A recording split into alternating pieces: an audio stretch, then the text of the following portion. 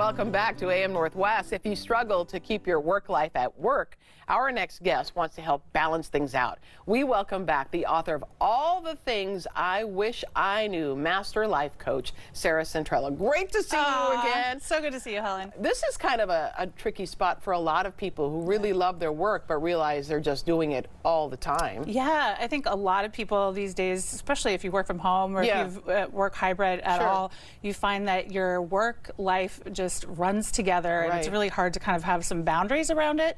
Especially if you've got a family. And again, especially if you're working from home, then your laptop or your computer is always out, and it's really tempting to go after dinner and go in and do some more work. And so, you know, I found if you have a couple just simple tips that you can start to apply into your life and put into practice, that you can really kind of get your life back. Because it's about setting boundaries, isn't Absolutely. it? And I think, like, there's simple ways to do it.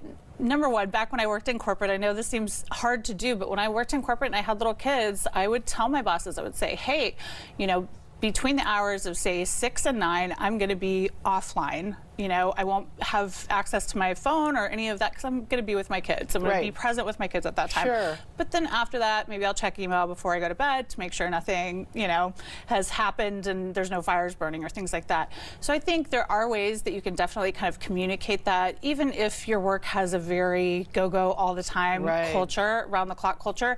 Because if you can put a little bit of boundaries in, it's amazing how much your outside life can then recharge you and refuel you, so that you can be more productive at work. I would think too that your supervisors would think, well, okay, respect the boundary. I think that's a way to respect yourself. Yeah, absolutely. When you can kind of self-advocate, then people understand, okay, that's important to you.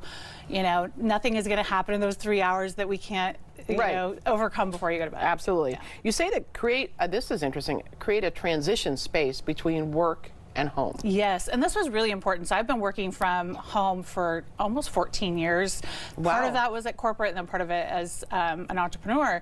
And for me, it was really important whether I had a home office that was a place where I could close the doors at 5 o'clock. That was ideal, but many times I didn't. I just had like a laptop at the kitchen counter, like a lot of people do.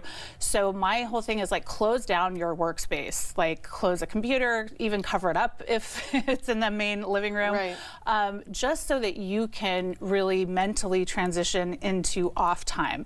So I would do you know, simple things like change my clothes, get out of my work clothes into, you know, comfy clothes, like immediately at 5 o'clock or whatever. I would put on some music in the house if I'm working from home. So there are definitely kind of little tips that you can do to transition. The fact that you change into regular clothes while you're at home and working says a lot about you. I mean, you know, I believe in getting dressed for work even if you have to work at home. Okay, gotcha. Sorry, I interrupted you there. And then you say schedule activities that bring you a lot of joy. Yes, so this is probably the most important aspect, and it's the piece that most people don't do. Having hobbies, having things that you really enjoy doing is so important to your mental health. Like, I think we just don't put enough value on it, honestly, because everyone thinks I'm too busy to do things that are fun. But let me tell you, if you can just go back and ask yourself, like, you know, what did I enjoy doing when I was a kid or when I was growing up that made me laugh, that I had a good time doing? For instance, I've been back ice skating. I hadn't ice skated since I was like 16 years old, you know. But that's something you can do for an hour once a week. You know, you have the time. So I think if you learn how to bring joy into your life, start doing something, and it should be something you actually do, because that helps. It's almost a meditative quality because you have to focus, and then it helps you like clear your mind of everything else. That makes a lot of sense. Use daily tools to manage your stress. Yeah, so a big one is meditation. I think meditation is so key, whether you are a person who think you can or can't meditate. Anyone can listen to, you know, a guided meditation on YouTube or something for 5 or 10 minutes a day. And just that alone helps your nervous system to calm down. It helps reduce stress and anxiety, and it helps you just clear your mind, which is super important for that balance. Be present outside of work. Yeah, this is a big one. That's a big one. I keep my notifications off on my phone when I'm not at work. So completely off. I don't want to be distracted. I want to be in the moment, whether it's with my kids or, you know, family, whatever. I want to really give them the full attention. So it's a small thing anyone can do. Yeah, and you mentioned practicing meditation or mind relaxation, that kind of thing. Absolutely. Read, do other things that help clear your mind out. Even listen to music. Have a playlist that helps kind of transport you and make you feel good, help you kind of shake off the stress of work. Yeah. And then move your body. Yes, just move your body. It sounds simple. But, you know, even if you don't have a crazy workout routine every single day, you can get up and, you know, go for a 15-minute walk around the block.